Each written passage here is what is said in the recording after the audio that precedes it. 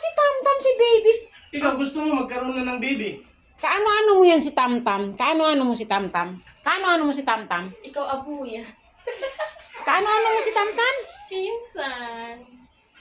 Kaano-ano mo si Tamtam? Ah, Ano ano ba na English yan? Biya, kaano-ano? Ano ba na English? Kaano-ano? Hindi ko ingatan. Ano-ano. Hindi natin alam. Bakit ba yan? Ano, hindi na tayo in English na. Where do you go? Asan ka na naman? Saan kaya pupunta sa Mercury? May ulan bukas. Malakas ang signal daw. Ulan? No, bukas.